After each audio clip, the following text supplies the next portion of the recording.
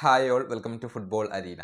ഇന്നലെ UEFA champions ലീഗിൽ നടന്ന മത്സരത്തിൽ ഒരു അപ്രതീക്ഷിത തോൽവിയാണ് റയലിന് ഏറ്റുവാങ്ങേണ്ടി വന്നിട്ടുള്ളത്. ഏകപക്ഷീയമായ ഒരു ഗോളിനാണ് ലിവർപൂൾ ആൻഫീൽഡിൽ വെച്ചുകൊണ്ട് റയലിനെ പരാജയപ്പെടുത്തിയിട്ടുള്ളത്. മത്സരത്തിന്റെ രണ്ടാം പകുതിയിൽ അർജന്റീൻ താരമായ അലക്സിസ് മാക്കാലിസ്റ്റർ ഒരു ഹെഡർ ഗോൾ നേടിയിരുന്നു. അതാണ് ഇപ്പോൾ ലിവർപൂളിന് വിജയം സമ്മാനിച്ചിട്ടുള്ളത്. സമീപകാലത്ത് ലിവർപൂൾ മോശം പ്രകടനമായിരുന്നു, റയൽ മികച്ച പ്രകടനമായിരുന്നു നടത്തിയിരുന്നത്. അതുകൊണ്ട് തന്നെ റയലിന്റെ ഈ ഒരു തോൽവി ആരും പ്രതീക്ഷിച്ചിരുന്നില്ല. പക്ഷേ ആൻഫീൽഡിൽ വെച്ചുകൊണ്ട് റയലിനെ പരാജയപ്പെടുത്താൻ ലിവർപൂളിന് സാധിച്ചു എന്നുള്ളതാണ്. ഏതായാലും ഇതേക്കുറിച്ച് ഇപ്പോൾ റയലിന്റെ പരിശീലകനായ സാബി അലോൺസോ സംസാരിച്ചിട്ടുണ്ട്. നേരത്തെ അത്ലറ്റിക്കോയോട് റയൽ ഒരു വലിയ തോൽവി ഏറ്റുവാങ്ങിയിരുന്നു.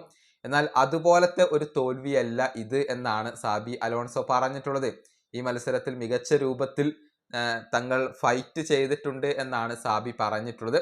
പക്ഷെ പല കാര്യങ്ങളിലും ഇപ്പോൾ റയൽ ഇംപ്രൂവ് ആകാനുണ്ട് എന്ന കാര്യം കൂടി അദ്ദേഹം ഇപ്പോൾ ഓർമ്മിപ്പിച്ചിട്ടുണ്ട്. റയൽ പരിശീലകന്റെ വാക്കുകൾ ഇങ്ങനെയാണ്: തോൽവികൾ പല രീതിയിൽ ഉണ്ട്. അത്ലറ്റിക്കോയോട് പരാജയപ്പെട്ട പോലെയല്ല ഇന്നത്തെ മത്സരത്തിൽ ഞങ്ങൾ പരാജയപ്പെട്ടിട്ടുള്ളത്. ഇന്ന് ഞങ്ങൾ നന്നായി പോരാടിയിട്ടുണ്ട്. താരങ്ങൾ എല്ലാവരും നല്ല രീതിയിൽ ടീമിന് വേണ്ടി നൽകിയിട്ടുണ്ട്. ആറ്റിറ്റ്യൂഡ് നല്ലതായിരുന്നു.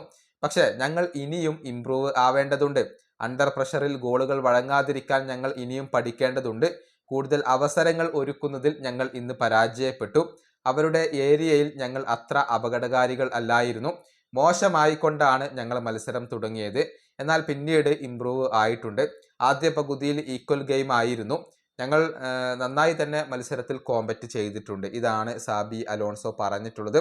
ഏതായാലും പോയിന്റ് പട്ടികയിൽ 5-ാം സ്ഥാനത്താണ് ഇപ്പോൾ റയൽ ഉള്ളത്.